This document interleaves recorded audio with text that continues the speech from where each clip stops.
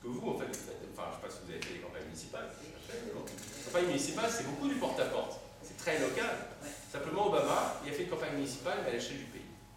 Et évidemment, il ne pouvait pas se démultiplier. Lui, il ne pouvait pas aller faire derrière chaque porte. Donc, qu'est-ce qu'il a fait?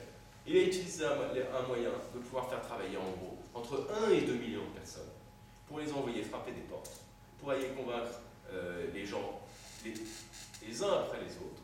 Et ça, il a pu le faire parce qu'il y avait Internet comme un outil d'organisation et qu'il y avait ces cadres qui étaient des vrais professionnels de l'encadrement militant.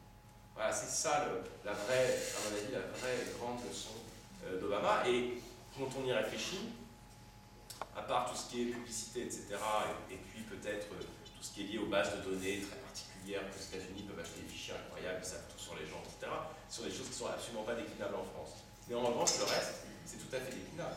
L'idée, par exemple, d'avoir des militants professionnels, qui eux sont des cadres, et qui ont, parce qu'ils sont allés assez loin, c'est discipliné, les militants professionnels, ces fameux officiers, ces community organizers, ils avaient interdiction de toucher les électeurs.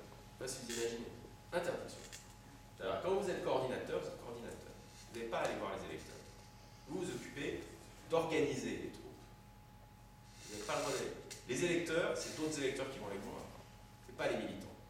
Donc là, c'est quand même un truc assez fou. Ça, très franchement, c'est pas un truc qui est différent. On pourrait tout à fait l'organiser. Vous savez, dans une élection, le Parti socialiste, c'est de l'argent quand même. On peut ça arrive. On peut ça arrive. C'est pas quelque chose qui est hors de portée.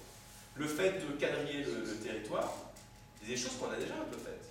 Les comités locaux, ils se sont organisés, etc. Simplement, on n'est pas allé à ce degré de professionnalisation, mais ce n'est pas quelque chose qui est complètement hors de portée. Quelque chose qu'on pourrait tout à fait imaginer.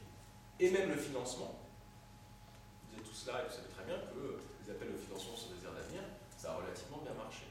Et puis que les mentalités, elles changent.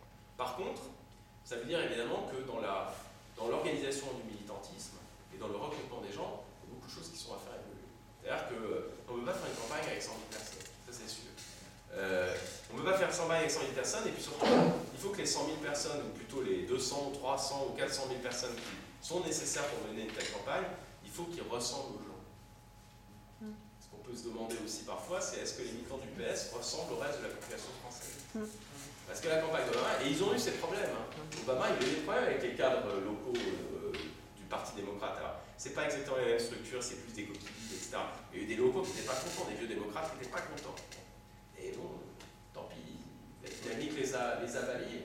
Et ils ont vraiment, ils ont inondé le militantisme sur le terrain. Il n'y a pas eu de, et les vieilles structures du parti, en fait, n'ont pas vraiment résisté. Il faut dire aussi, quand même, qu'ils ont été aidés par quand même deux choses, et je conclue juste là-dessus. C'était ce sur quoi j'avais commencé. Il y avait George Bush. Bon. Oui, mais bon, nous on a Nicolas Sarkozy.